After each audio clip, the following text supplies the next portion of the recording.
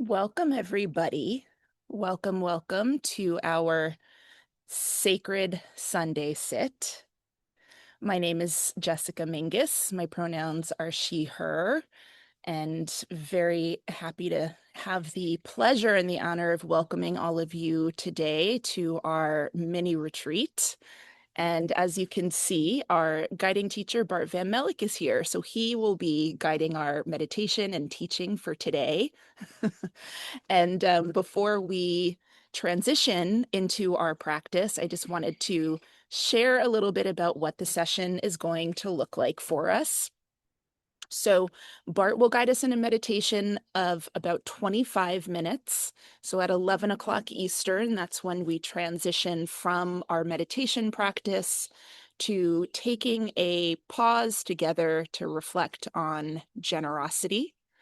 And after that, Bart will go into his Dharma teaching for today. And we have been continuing our exploration of the Pāramīs as a community. So we will be diving into the topic of resolve.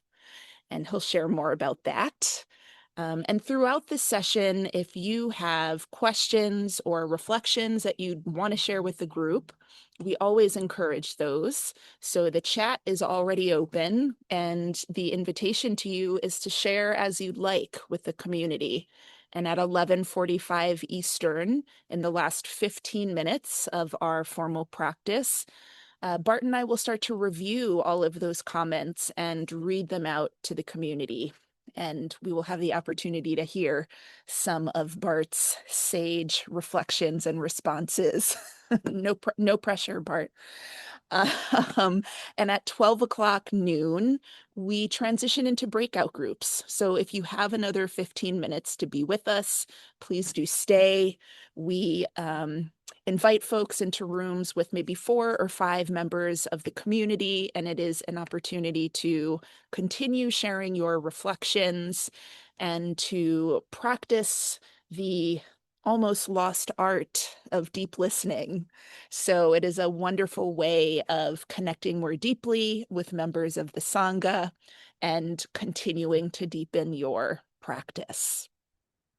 And so with that housekeeping aside, we always have 2 simple rituals. And the first one is that we invite everybody to share in the chat now where you're tuning in from. So where is your mini retreat center for today?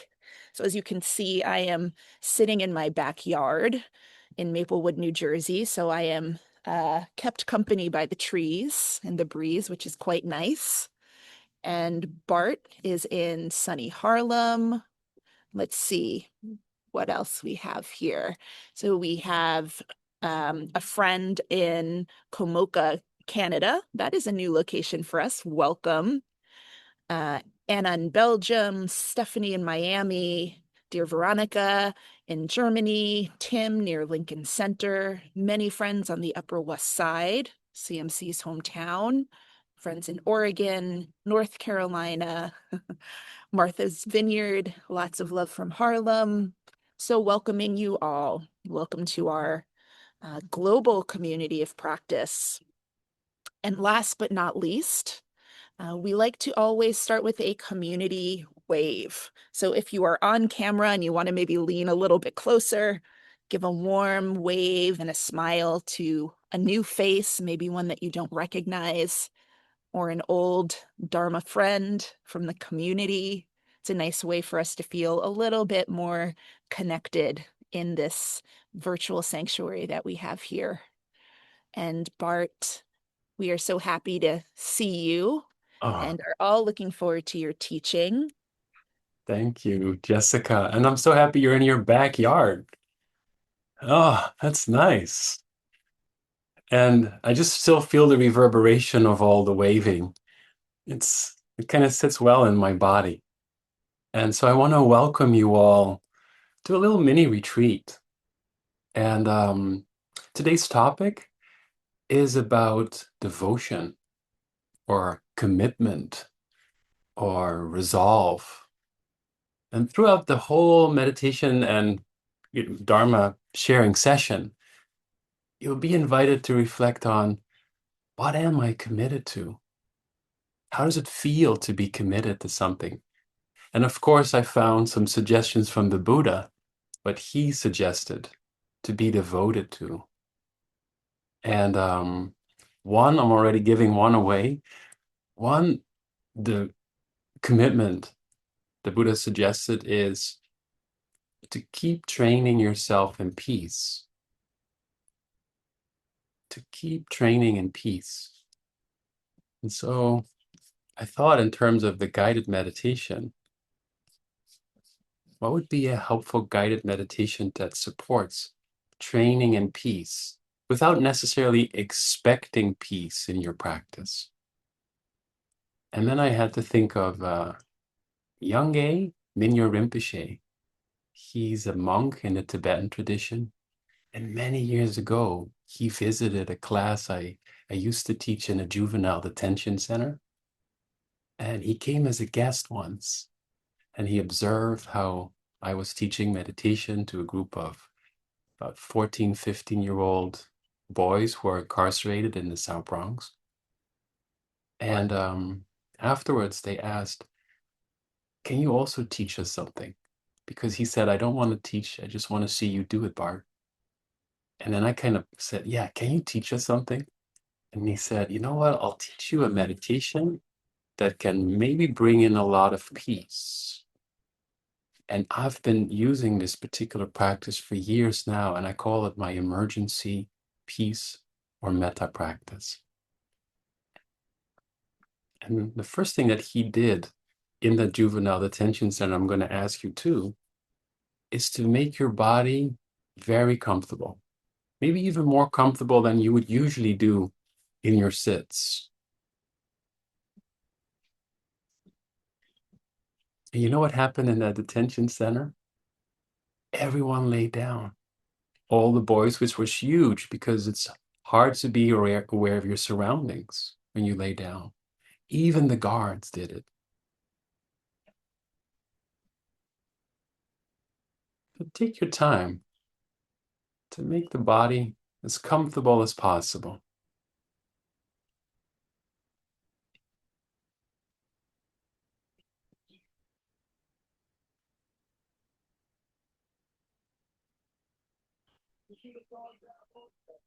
And to see if you can start feeling your body as best as you can.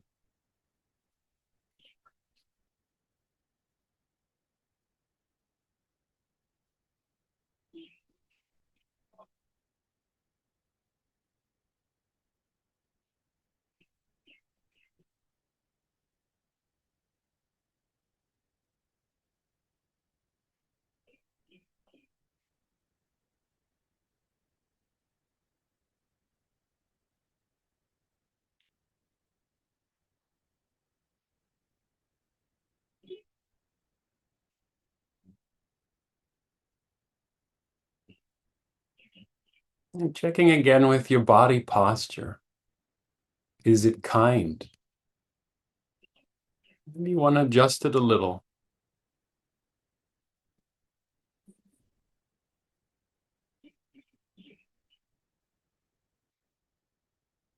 Maybe just settling back a little bit.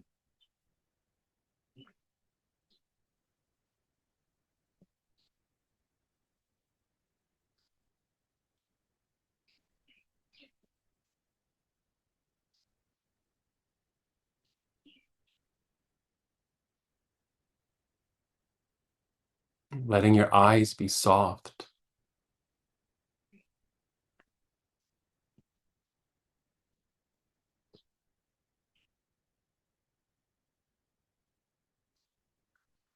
letting the space between the eyebrows be soft.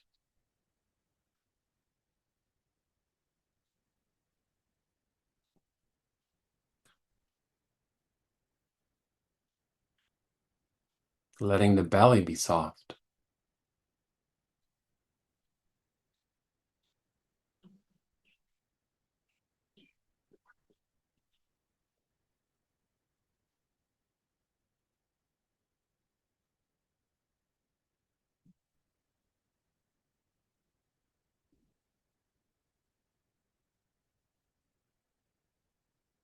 Taking a couple of deep breaths so that you feel and know you're breathing.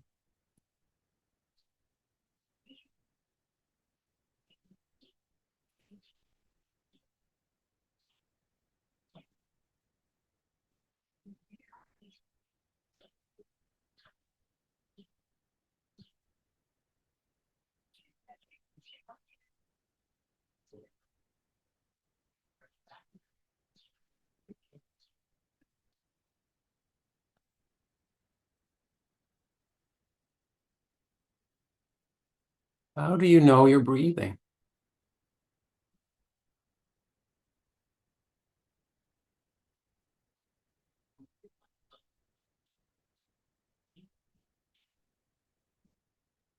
Just notice that it's mindfulness or awareness that knows.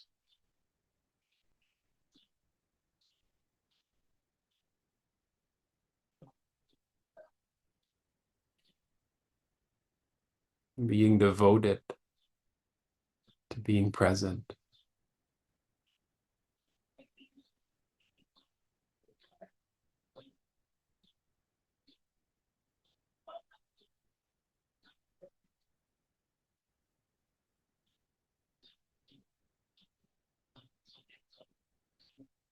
Then this monk, Minyor, would tell us, become interested in the out-breath, knowing the out-breath.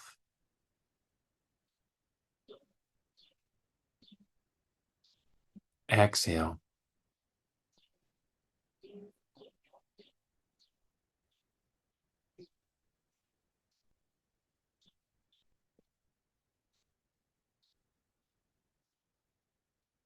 It's the body's natural release.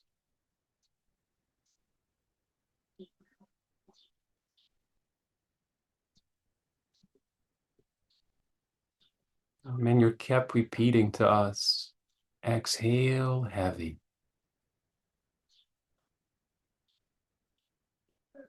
Exhale heavy.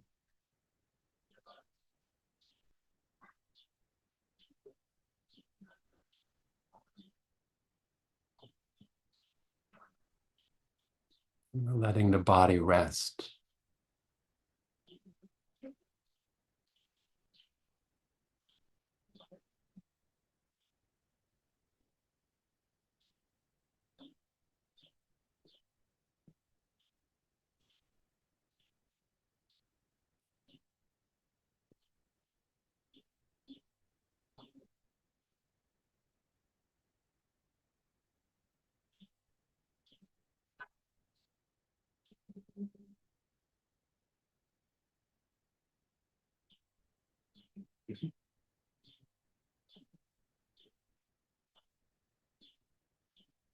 Notice when your attention is pulled elsewhere.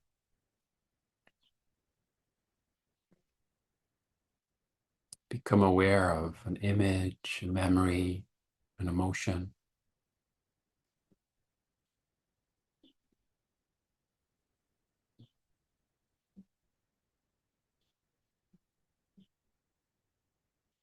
When it fades, coming home to exhale heavy, resting.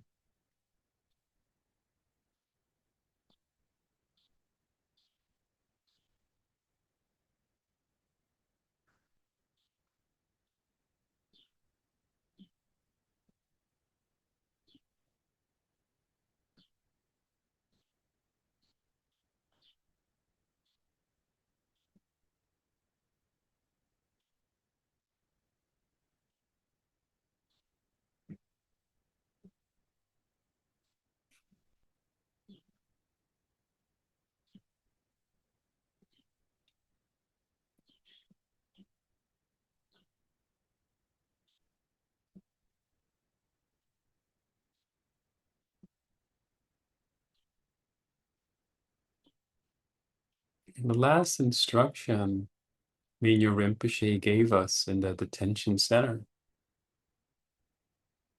is to see if we can connect with a wish for ourselves or a dear one,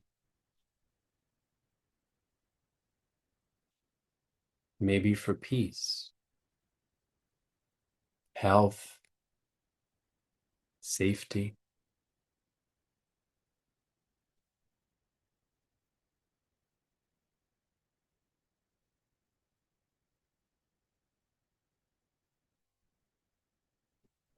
And then he kept saying, exhale, calm.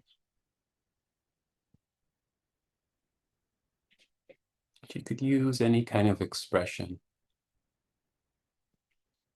And see what happens if you try it for 10 breaths.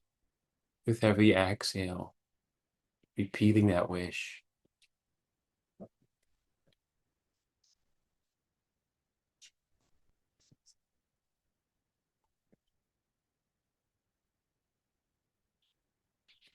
Exhale, calm.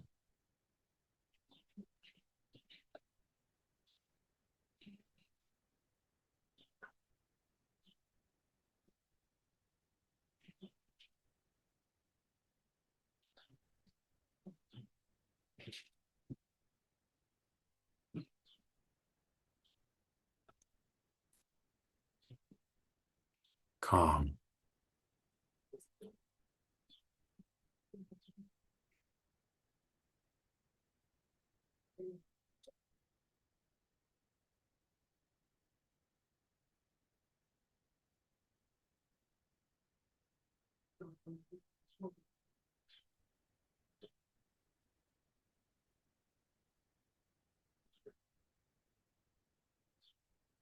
Calm.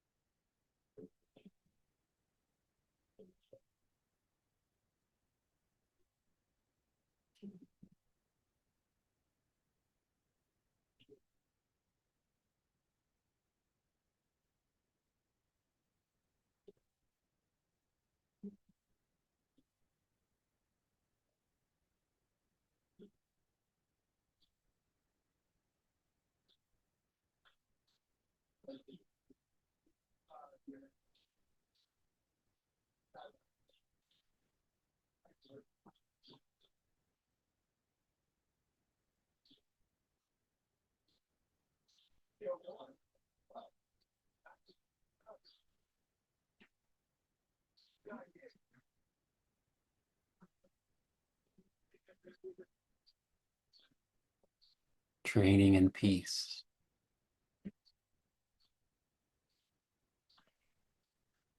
See if it's helpful to keep noticing the exhale in particular. Exhale heavy. Exhale calm.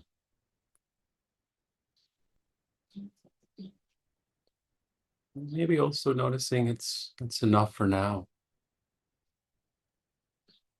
As you rest in this open, choiceless awareness.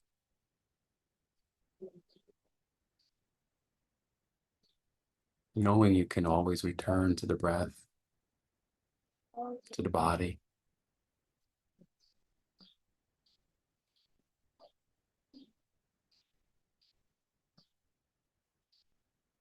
Take your time. You're on retreat.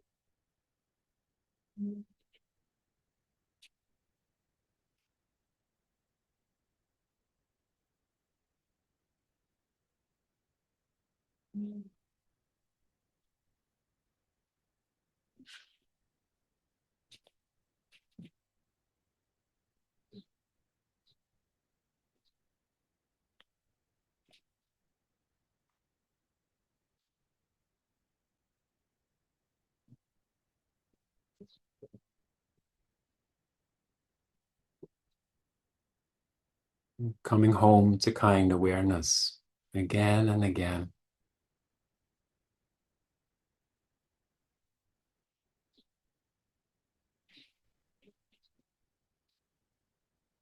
Noticing if you feel a sense of devotion or commitment to coming home, to the knowing.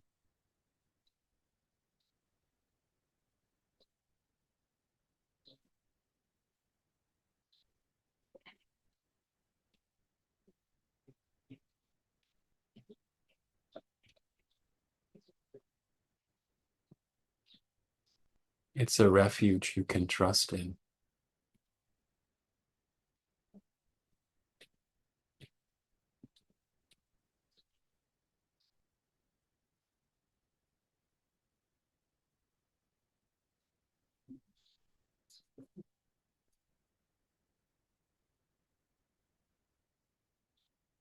Exhale heavy. Exhale calm.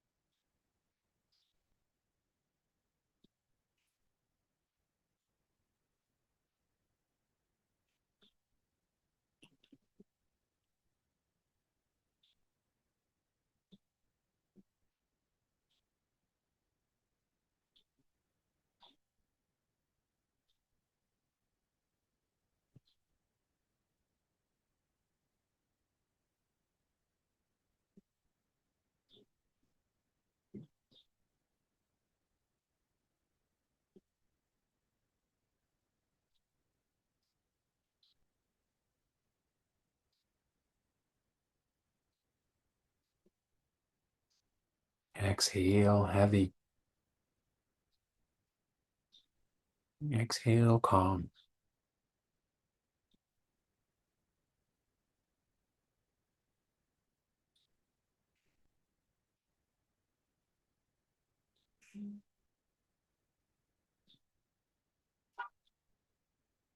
As we're coming to a close of the guided meditation, just checking in again with the body.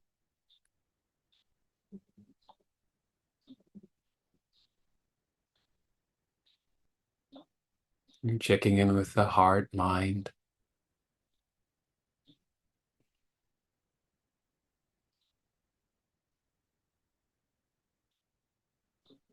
Training in peace.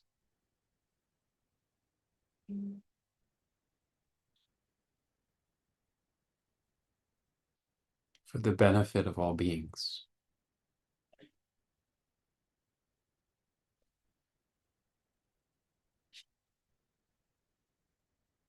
May all beings experience moments of freedom,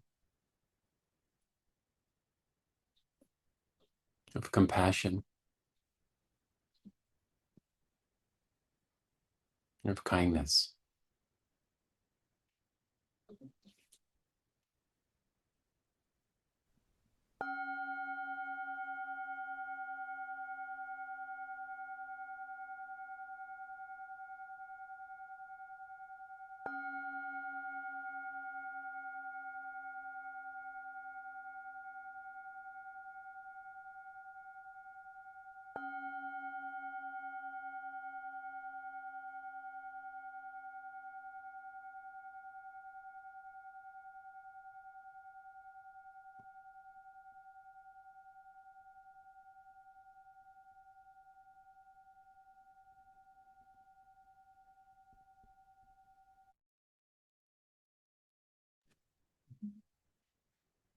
Thank you for that practice, Bart. Before Bart continues on with us and offers his Dharma talk, as I said at the opening, we always take a couple of moments to reflect together on generosity. Dāna is the Pali word. And in light of the topic, and also just to really hold myself accountable in, sort of trying to reflect from a personal place, as I encourage all of us to do when we're in community with each other and in practice. I found a couple of readings that I wanted to share today that were about generosity and kindness and hope, which I think are all very much interwoven, um, but really spoke to me personally at this period of feeling a little bit of um, heart fatigue, generosity fatigue. And that's not something that I characterize as sort of a disinterest in being caring, but I think sometimes, whether it's personal circumstances or just the reality of our world, it can start to feel overwhelming. And for me, sometimes I question whether the generosity and the care that I can afford to myself and to other people is really enough. So, in that spirit, I found a couple of readings and wanted to share them with you. One of them is by a really phenomenal organizer and advocate. She is a prison abolitionist. Her name is Mariam Kaba. So I'll read a little excerpt from an interview that's in one of her books. And then as a complement to that, I'm going to also read a poem by David Whyte. So for those of you who are regulars at CMC and have been practicing with us from week to week over the 2.5 years or so that I've been here, you might have heard me read something from Mariam Kaba before. And maybe like me, as you revisit these words, you might hear something that resonates with you in a slightly different way the second time around. So this is from an interview called Hope is a Discipline.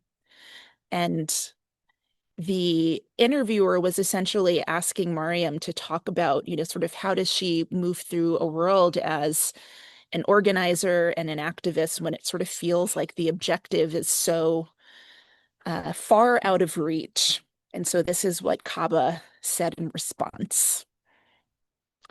She said, I always tell people, for me, hope doesn't preclude feeling sadness or frustration or anger or any other emotion that makes total sense. Hope isn't an emotion. Hope is not optimism. I think that for me, understanding that is really helpful in my practice around organizing.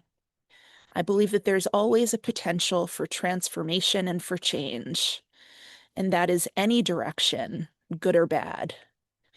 The idea of hope being a discipline is something I heard from a nun many years ago who was talking about it in conjunction with making sure we were of the world and in the world. Living in the afterlife already in the present was kind of a form of escape, but it was really, really important for us to live in the world and be of the world. The hope that she was talking about was this grounded hope that was practiced every day, that people actually practiced all the time. And I bowed down to that. I heard that many years ago, and I felt the sense of, oh my God, that speaks to me as a philosophy of living, that hope is a discipline, and that we have to practice it every single day. Because in the world we live in, it's easy to feel a sense of hopelessness, that everything is all bad all the time, that nothing is going to change ever, that people are evil and bad at the bottom. It feels sometimes that it's being proven in various different ways. So I really get that. I understand why people feel that way. I just choose differently.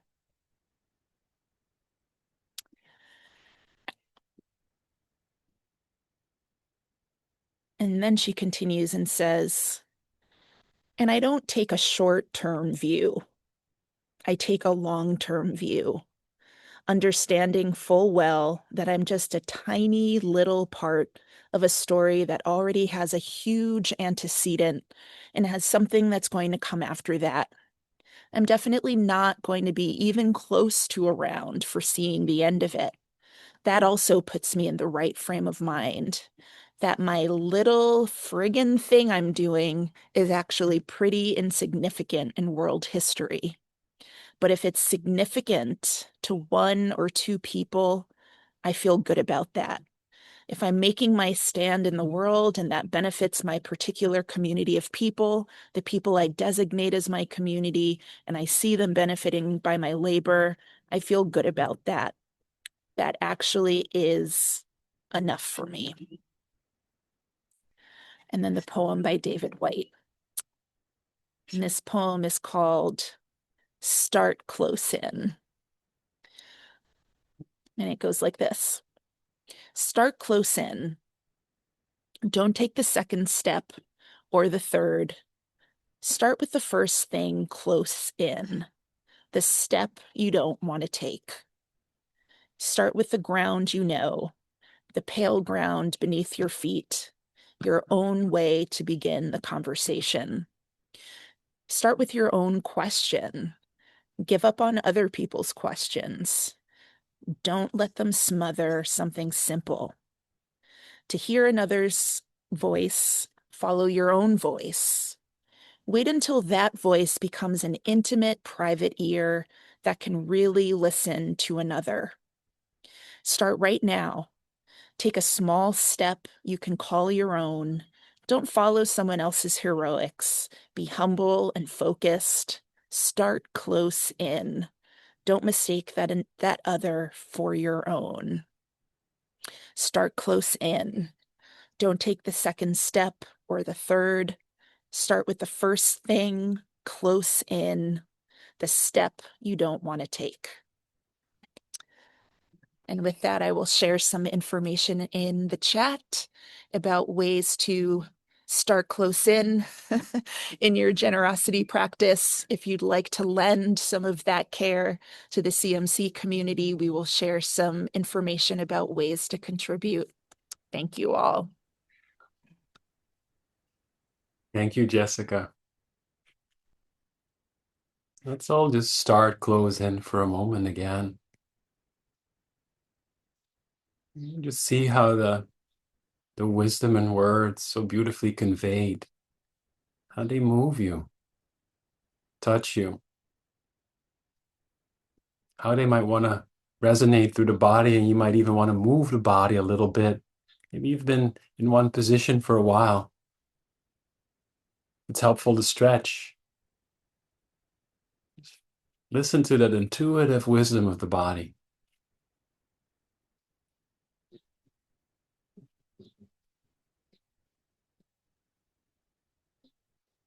Just let's start close in again, and I just want to drop today's theme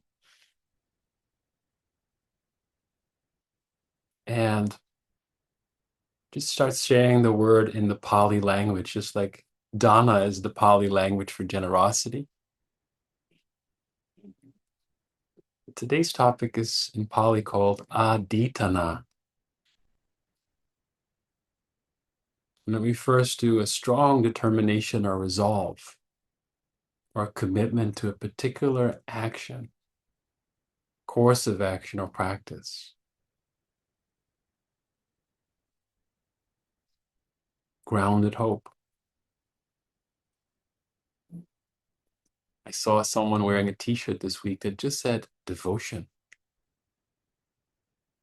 If you start close in, maybe just pause, see how that resonates, that word for you. Commitment, devotion,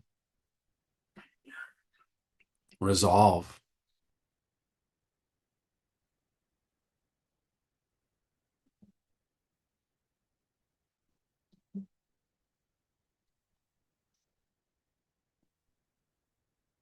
Maybe images might come up, or felt sense, or resistance.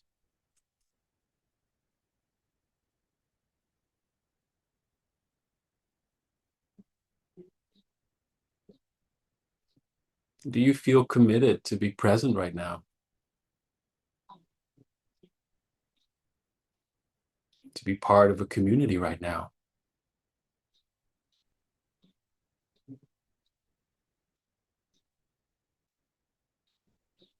And to these ancient teachings that have been conveyed through so many people, 2,600 years old.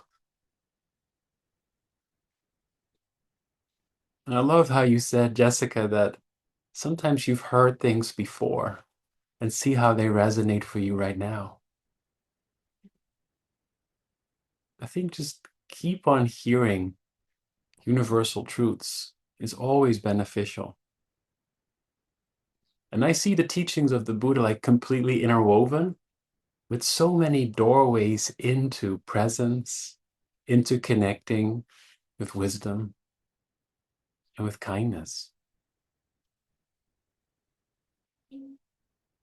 And especially when you feel like, oh, I've heard this before, huh? To me, it feels like, oh yeah, I'm starting to really get to know this Dharma landscape. And I remember when I came to New York 18 years ago, I had this very small internal map of the Fordham section of the Bronx where we lived for 6 years. And I knew Union Square and all the touristy places. But slowly, because of just keep moving around in New York, this mental map of the city grew in me. It's the same thing with hearing the Dharma and keep observing your mind. Like, oh yeah, I know this. This is familiar, yet still completely unique in the moment. And so for the sake of repetition, I just want to share, what we've been reflecting on for 2 months now. This is the longest theme I think we do at CMC. 10 perfections, the Buddha called them. 10 Buddhist virtues that he said, train them. Remember the first one was generosity. The second one is to train in virtue, ethical behavior that Vera Rawantrigal was teaching us a few weeks ago. Training, letting go, or renunciation, the third. Training wisdom. training energy that Joseph was helping us reflect on, Joseph Goldstein, training patience that Monica Mays was teaching us, training honesty, and today resolve or commitment. And the last two are kindness and equanimity. The last one will be taught by Pilar Jennings. And so for this week, what I'd love to ask you is this. What am I committed to? Where do I feel a sense of devotion that I really want to commit my time and my energy to? What am I devoted to? And just let that just sink in just a little bit.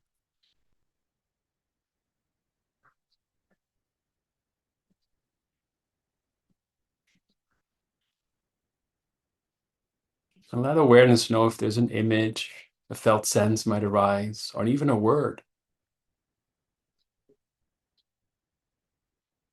And we will invite you at the end of the talk to share in the chat too, just to inspire us. And then I was kind of reflecting on resolve and commitment, and I was thinking, where have I heard this before in the Dharma? There's a teaching called wise intention. There's also a teaching on wise effort. And they all feel a little bit in that same area of resolve. So I was thinking, how is this any different? And so I've been searching in the text to see if I can find a subtle nuance.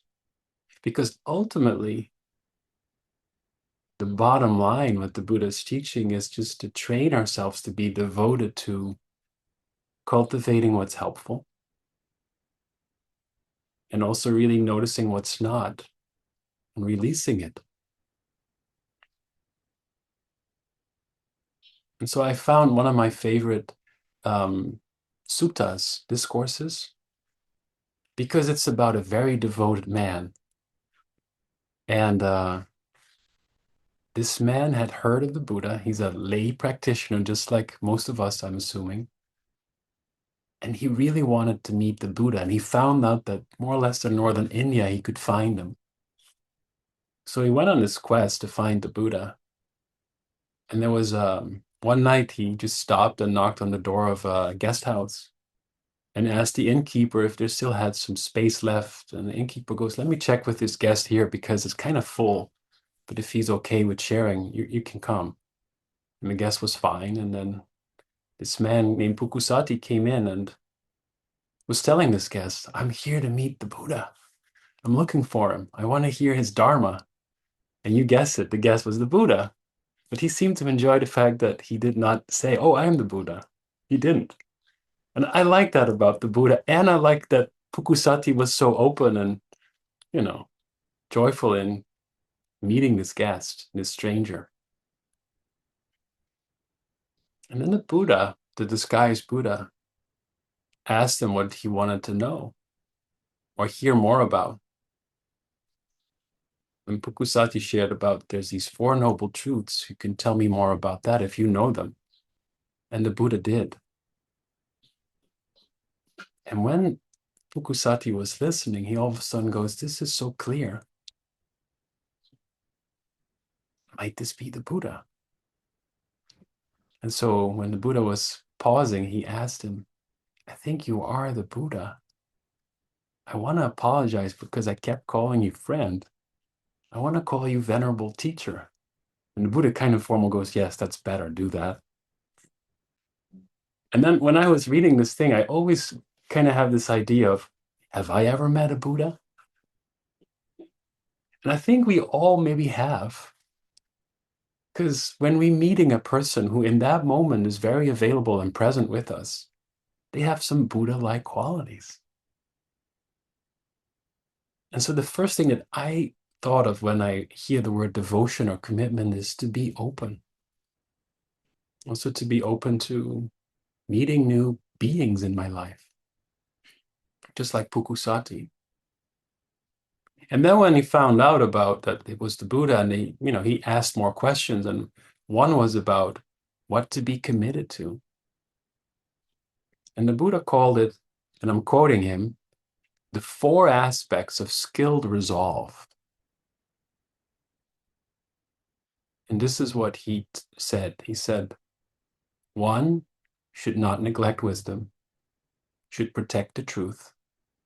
One should cultivate generosity and train in peace. That's what the Buddha told Pukusati.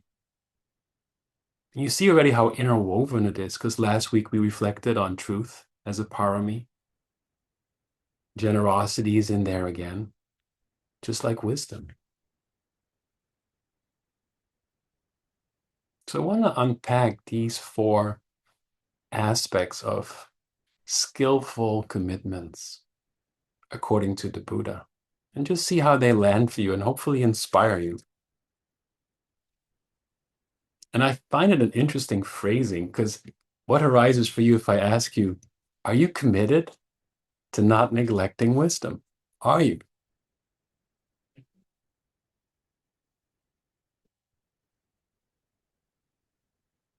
Was that the first thing that came to your mind when you heard the topic? Probably not. Does it make sense to be devoted, to not neglect your inner and the outer wisdom? And what I did is, I often have this, when I hear stuff in English, I'd love to translate it in my mind into Dutch. As a matter of fact, speaking of generosity, Anna from Belgium, she sent Jessica and I a translation of the poem Jessica was reading last week about kindness. I forget the poet's name. Naomi. You have to help me here, Jessica. Naomi, right? Oh yeah, good. She gives me the thumbs up. And what Anna did is she translated it into Dutch, and she said that that makes it even feel more real. I did the same thing with the word neglect. And in my language, it's called verwaarlozen.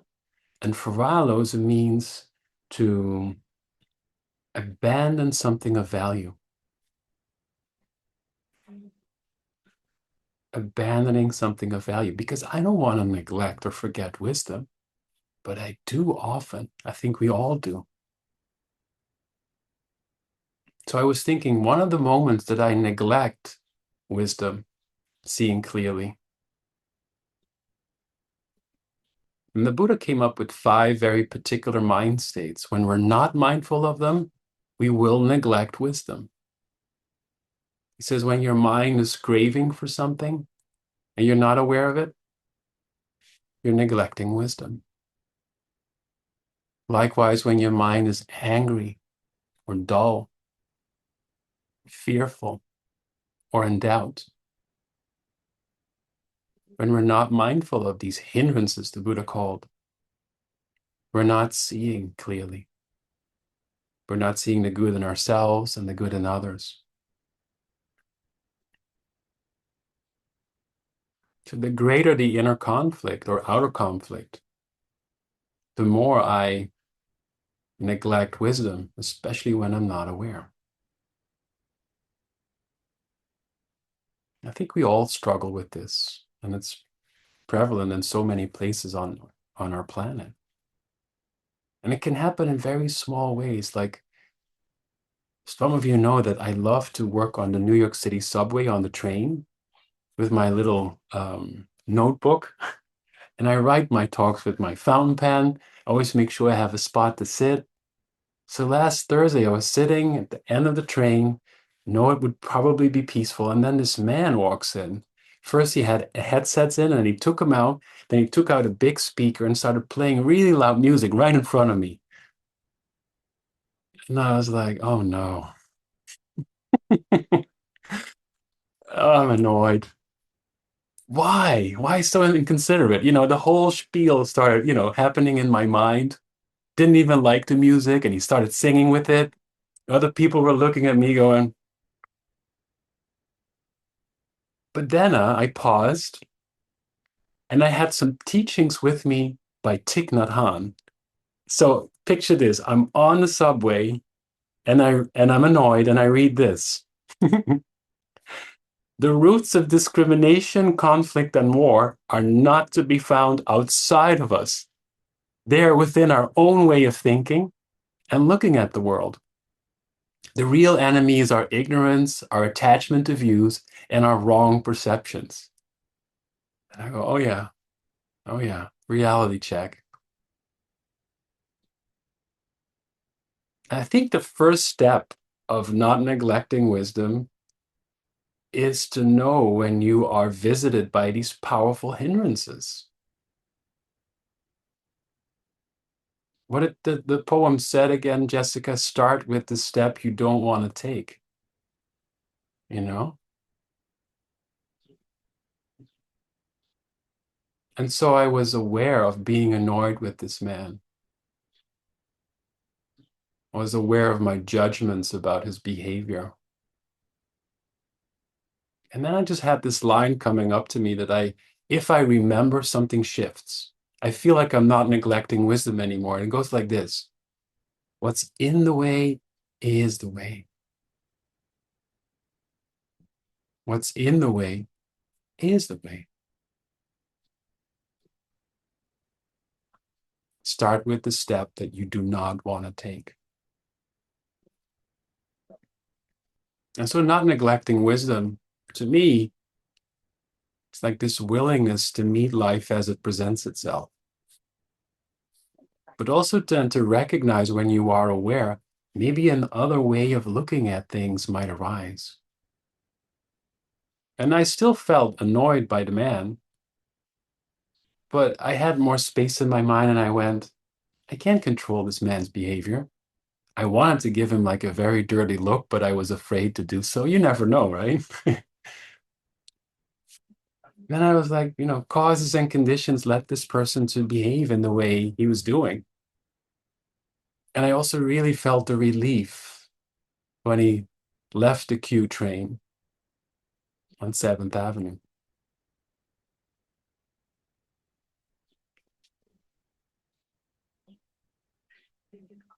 So that's the first commitment the Buddha was telling this man, Pukusati, to not neglect wisdom. And then he told him the second, and that is to protect the truth, which is also a weird way of framing a commitment, I think. Just see how it lands for you. Am I devoted to protect the truth?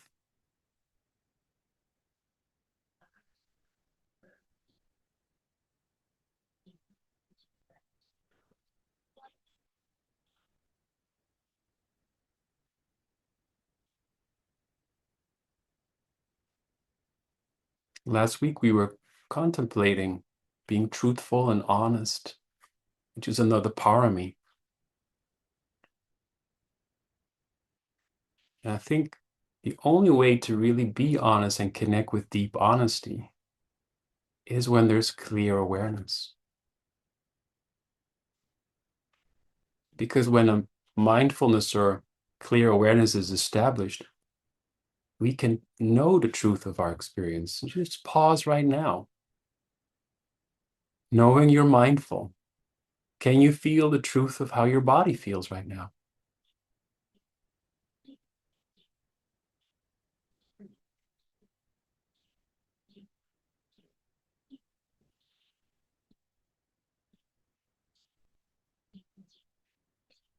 Can you know the deep, honest truth of your mind state?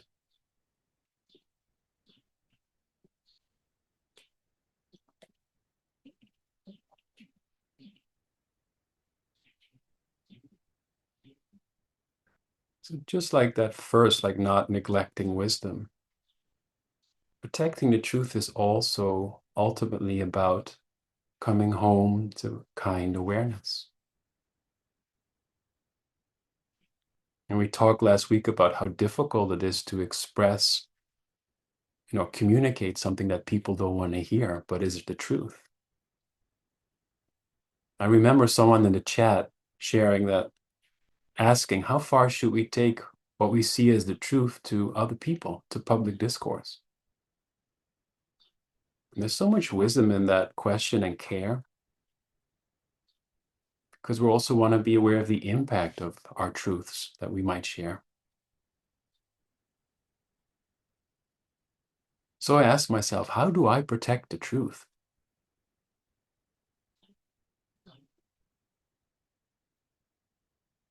Is there like a sacred truth that I really feel like is a guiding principle for me?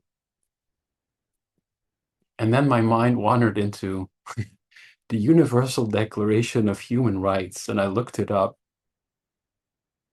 And this is Article 1, which feels so true, I think, to all beings, especially all kids.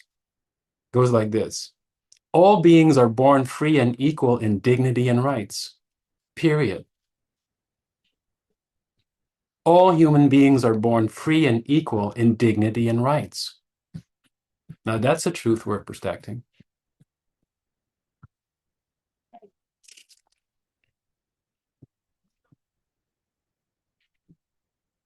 And we know this to be right and true and worthy of protection because the reality is cruel and very oppressive to so many human beings and other life forms, perhaps including ourselves.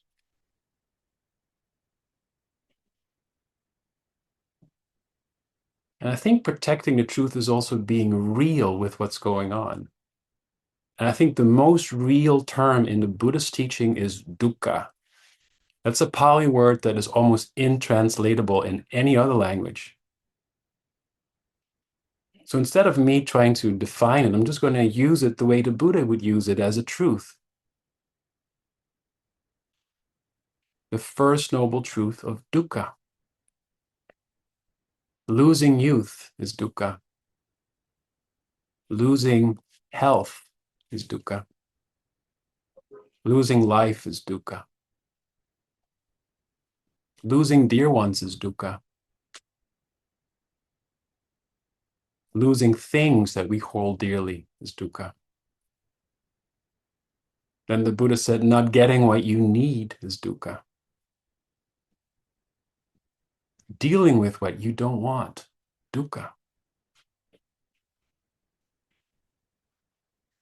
Just acknowledging the truth of dukkha is a way of being devoted to protecting the truth and not neglecting wisdom.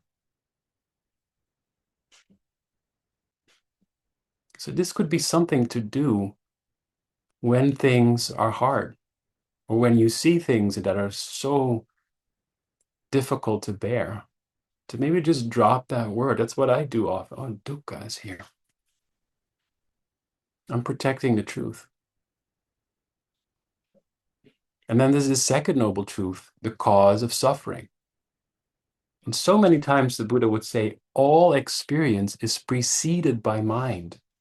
So the cause of suffering is, as Thich Nhat Hanh was saying, to be found in our own heart-mind. Basically, it's us fighting against the truth of dukkha. And then we start to crave pleasure, or are attached to the way things we think they should be. The Buddha called this the hunger, or craving that keeps causing unnecessary suffering. But also just keep on hearing and noticing when you are in touch with the third noble truth, which could just be a moment right now where you're not craving for anything to be different. You're not aversive, and there's clarity. Maybe just check right now. A moment of non-clinging. That's a moment of freedom.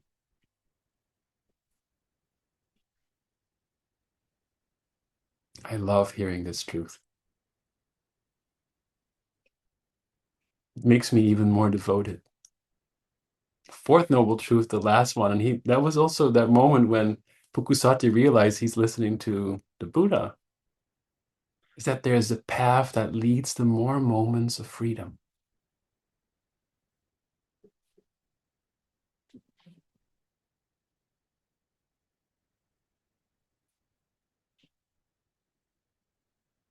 A path that leads to more moments of freedom.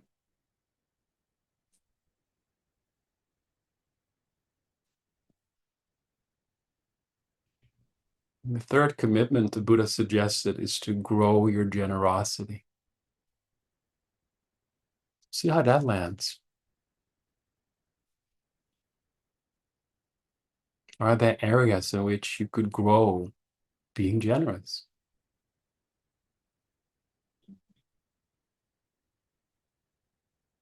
I've been contemplating this question the last week too, and I can be more generous by reaching out to friends because friendship is something I'm really devoted to.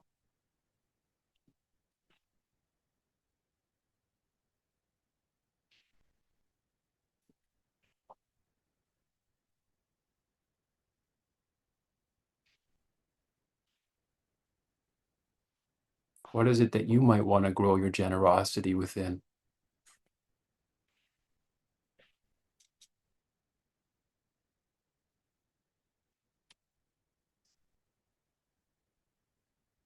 And I'm so proud of the Community Meditation Center because it's completely based on generosity. So grateful for that legacy from Alan Locos and Susanna Weiss, who started this. This community runs entirely on your giving, of your presence, your wisdom, donations, your voluntary work. It's made a life-changing impact on my life. I never thought I would be able to devote myself so much to practicing and studying the Dharma and being of service to a community. I want to thank you for that. That's also made possible that Jessica is with us. We couldn't do this without you, Jessica. Your work is invaluable. Meaning very valuable. Was that correct English? Oh, the word is unmissable, but that's like literally translated from Dutch. And you know, if I protect the truth and be honest with you, the reality is CMC's donations that we receive through you from Sundays and day longs and what have you, they don't fully cover the entire cost. And that's not just CMC, that's the reality of many Dāna-based meditation centers, even retreat centers. And sometimes I felt this sense of, oh, is it going to work? Can we commit to Dāna and never ask for fees? Is it sustainable? And every time it's proven it is. That, like last year, we had this very powerful fundraiser and some members of the community who could make a larger donation. It's so special. And I'm so grateful that we can also now, with the support that you're offering us, can really dedicate to making sure that local New Yorkers get a lot of opportunity to practice in person. We're starting a partnership with Union Theological Seminary, and we can do day-longs there, one in September and one in December. We'll continue to do these in-person Insight Dialogue sessions at Balance Arts Center. And even at New York Insight, we're slowly moving towards one Sunday a month of hybrid, where you can be online like you are now, or come in person. I'm so grateful for that. You know what Muhammad Ali would say? Generosity doesn't make you poor. And the Buddha would say, it's a great source of delight. So I'm giving you a lot of lists. I'm aware of that. Not neglecting wisdom, protecting the truth, growing generosity. The last thing the Buddha told Pukusati is to be resolved to keep on training in peace. Let me ask you to reflect for a moment. What do you do for yourself to invite peace? To experience peaceful moments, especially in the midst of dukkha?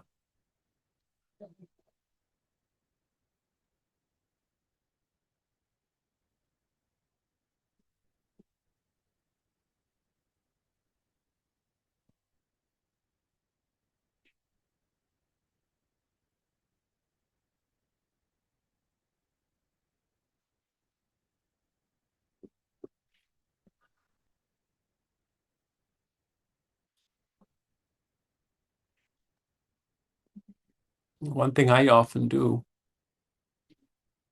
is to read ancient wisdom texts. I want to share one that when I read it, most of the times, not if even almost always, something shifts. This is from the Buddha.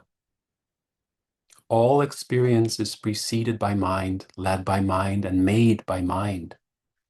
Speak or act with the corrupted mind, and suffering follows, as the wagon wheel follows the hoof of the ox. All experience is preceded by mind, made by mind, led by mind. Speak or act with a peaceful mind, and happiness follows, like a never departing shadow.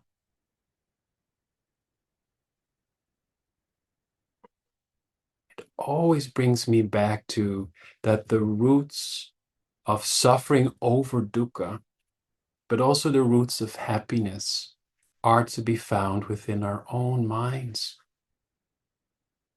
Training in peace starts with knowing your mind. The mind is the forerunner of all things. So I read this last resolve as asking us, are you committed to watch your mind? In other words, are you committed to keep on practicing kind awareness?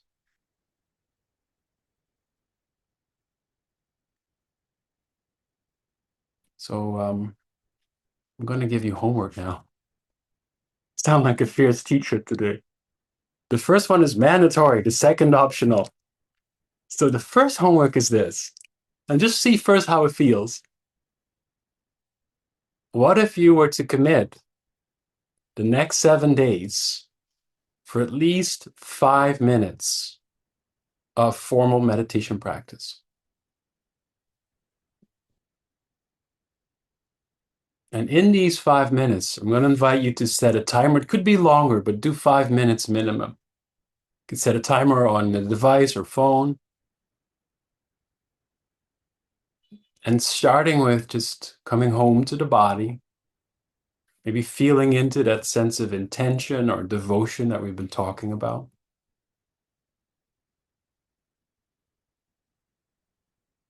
You could connect with the breath and start with what Mingyur Rinpoche was teaching us in the Juvenile Detention Center with exhale, relaxation, heavy.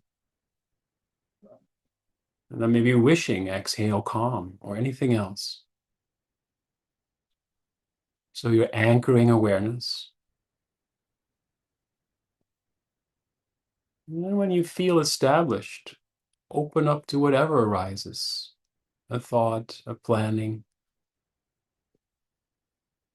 sounds from your upstairs neighbor. And then come back again to the breath or sounds of the body.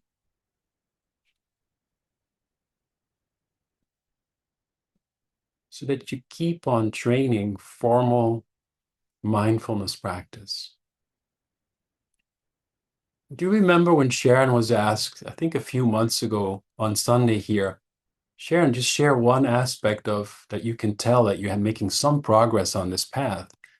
And her answer was, one aspect is knowing that you still want to keep meditating. That's a sign of progress. So that's the mandatory homework for 5 minutes in whatever bodily position. Now the optional one is also to reflect a little further on devotion and commitment, and notice if you have a daily routine or a frequent routine that you could turn into a mindfulness practice. It could be a walk you do. It could be doing groceries. It could be, now I'm going to go into my world, showering, vacuuming, swimming. I'm just sharing all the things that I do, but especially walking. So I'm going to give you the suggestion to think of something that is a more or less neutral or peaceful. See if you can do it with awareness, feeling embodied, and keep training in peace, meaning watching your mind, just noticing what's going on.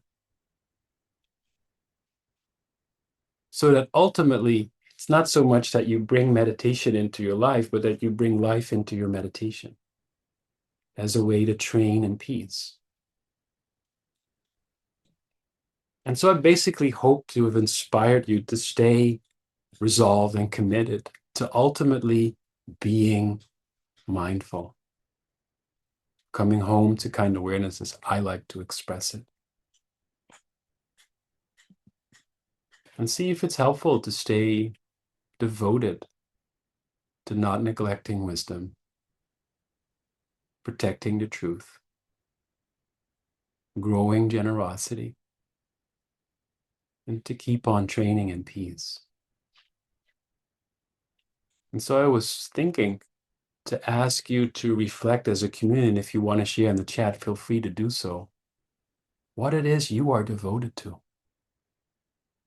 Where do you feel your heart is really kind of committed to? And if you want to share that with us, that would be such a gift of inspiration also to us. But maybe you want to reflect on which of these four resolves the Buddha was teaching Pukusati speaks the most to you. That's fine too. Or anything else that you might want to share or ask us. Jessica and I would be happy to reflect on it with you all together. So let's pause for a moment so you have some time. And please let me thank you for your deep listening.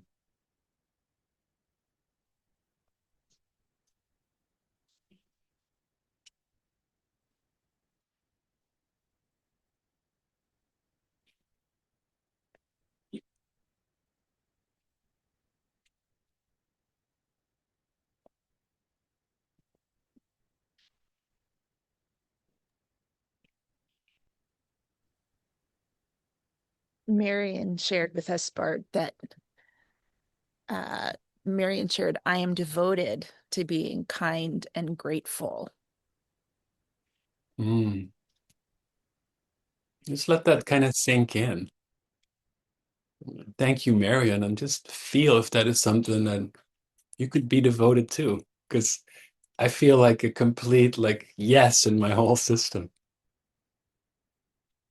And so when you're kind of reflecting what I'm devoted to, see how you can make it maybe into a practice, because that's what the Buddha is really telling us. Just like that poem that you shared, Jessica, about grounded hope. It's something we have to keep on practicing.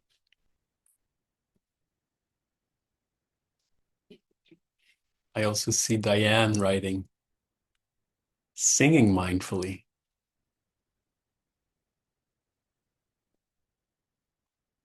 There's actually a huge tradition that I must say I really under highlight here every Sunday, and that is the tradition in Buddhism of chanting. When I teach retreats, I always ask my co-teachers, will you do it? Because I don't feel very comfortable leading it. But when they're doing it, I always kind of like it. There's something about singing together or singing with. And so even when you might see yourself singing with a tune that you hear, it doesn't have to be a Buddhist tune. That could be done mindfully. Or when you might go to a concert tonight, you can sing with them mindfully. Barbara writes, devoted to gratitude. How could that be a practice? Being grateful.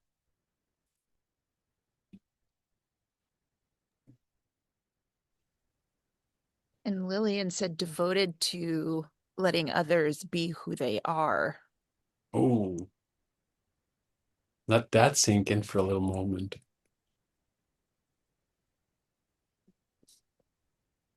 You should have been with me, Lillian, on the Q train.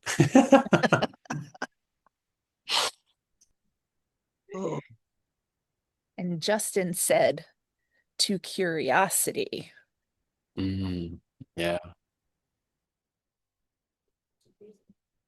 In the Zen tradition, Justin, there's this famous expression, I think by Suzuki Roshi, who said that in the beginner's mind, there are endless possibilities. In the expert's mind, only a few.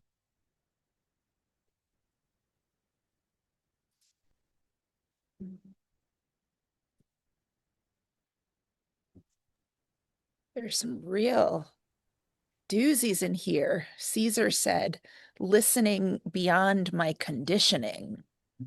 Oh, Caesar, thank you. Just let that also set in and settle for a moment. It's as if because you know what I also noticed on the Q train is I was really being aware of, I kept saying annoyed, annoyed. Then all of a sudden I realized an insight I had is like the part of me that knows being annoyed is not annoyed. And so the cool thing about insight is we can train those too. All of a sudden you see a different perspective of looking at life.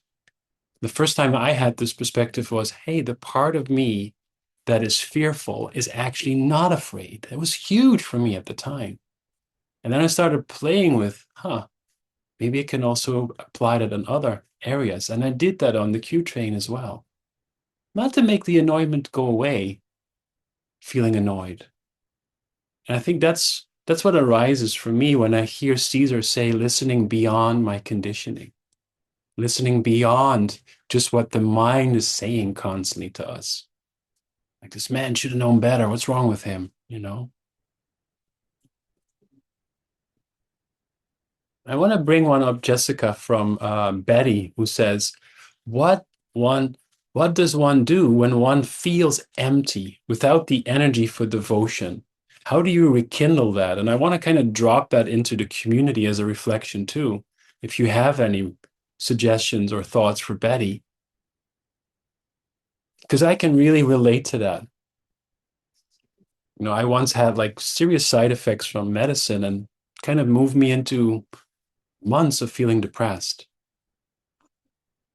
So how do you, when you feel empty, rekindle that devotion? And I must say, I was really moved by what you shared, Jessica. It's like, again, with not really wanting to take that first step. I also didn't feel like just the regular things anymore, like cleaning or shaving. And so, Betty, one thing that comes to my mind is it maybe just this first step idea, breaking it down into small things. And also appreciating that you're here, or appreciating that you already are doing things that might rekindle that sense of commitment or devotion. And to be honest about it, I think this is an expression of protecting the truth.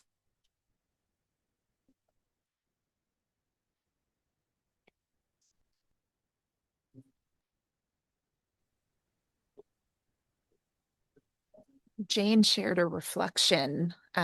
Interesting that many people mention mind states they're being devoted to. The first things that always come to my mind are my partner and my dog. Oh, yeah. Dogs are pretty devoted too. Thanks, Jane. And just hearing all these devotions might also rekindle that again. I hope so, Betty. Maybe the word sounding allows more ease than singing, Cheryl is asking. Oh, Gonzaga says devoted to earth. Mm, that always puts things in a different perspective. And Jennifer writes, being devoted to practice self-compassion.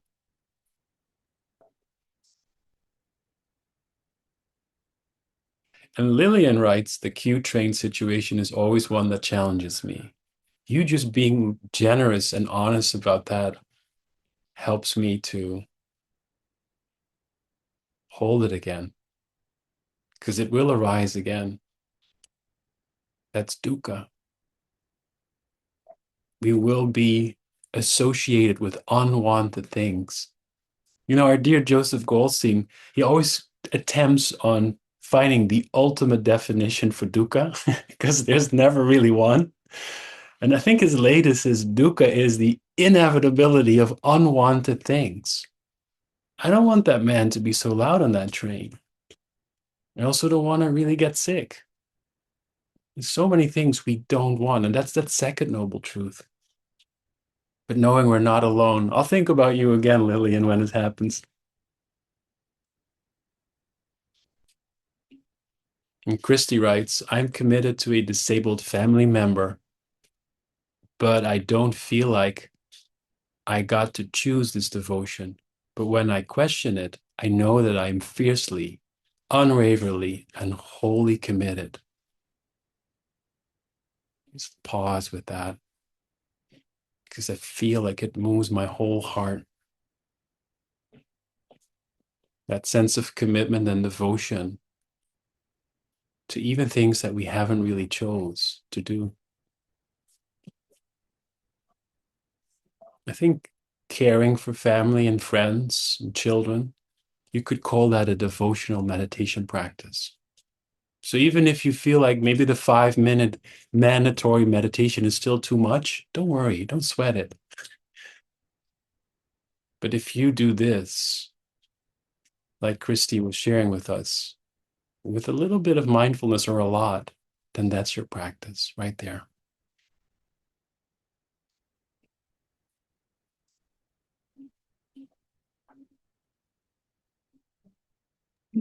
Liz writes, connecting with a friend helps me.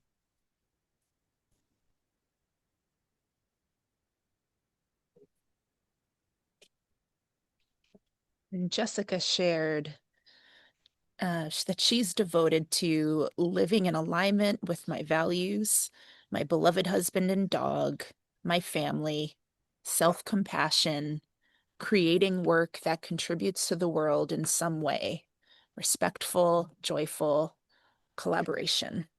Mm. Thank you, Jessica.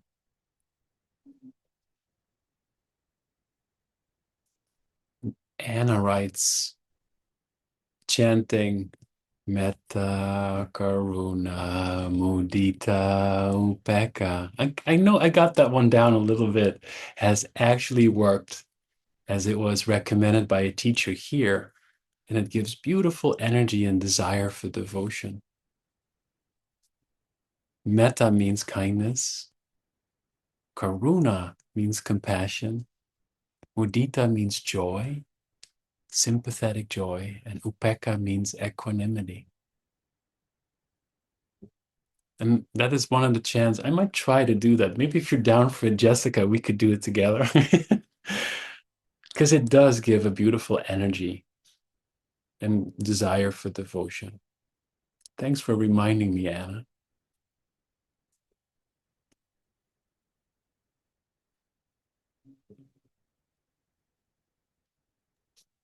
Just chuckling at Gonzaga saying MTA is a great mirror. Yeah, Uh, it is. And so sometimes when you really feel, see what happens by protecting the truth, just by dropping dukkha, dukkha, the inevitability of unwanted things. Friends, I am aware of the time that we are nearing 12 o'clock. So I will invite us to start transitioning to our breakout rooms in just a few minutes. But one housekeeping note from me before I pass things to you, Bart. So just in case you had any other words of wisdom you wanted to share with us, you'll have an opportunity for that. But I just wanted to note that we have completed all of our hybrid and in-person sessions for this first half of the year. And as Bart shared, we have quite a bit planned for the fall, which we are so excited about. So we will be putting information about all of those in-person and hybrid sessions up on the calendar in the coming week. So I'll be sure to also send an email to the community so you know when the information is there.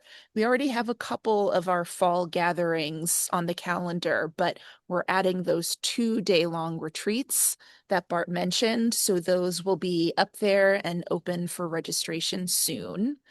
And Betty asked when the summer break is.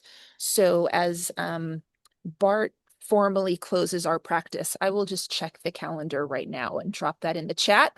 Okay. You know, I have to be honest in saying I don't have the answer in this moment, but I know it's up on the Mm, CMC website. right. So, dear Bart, if you have anything else you'd like to share before our dedication of merit, please do. And friends, will open up the breakout groups right after that. Thank you, Jessica. And thanks everyone for your listening and for those of you who've shared. Maybe let's pause and come home to the body.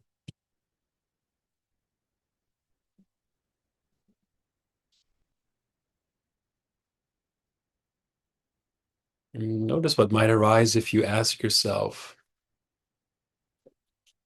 what do I feel devoted to?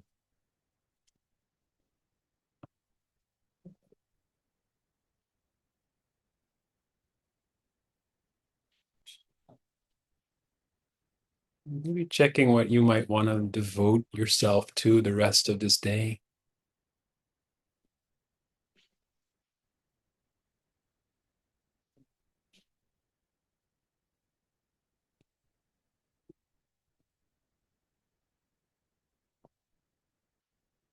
The rest of this week.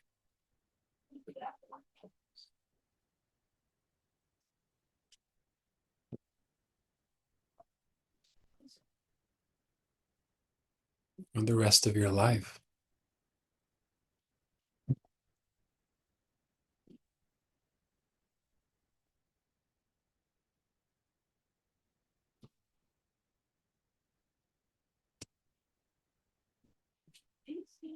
May our devotion, our devotional practice, and our time together be a cause and condition for moments of freedom and moments of clarity and moments of compassion.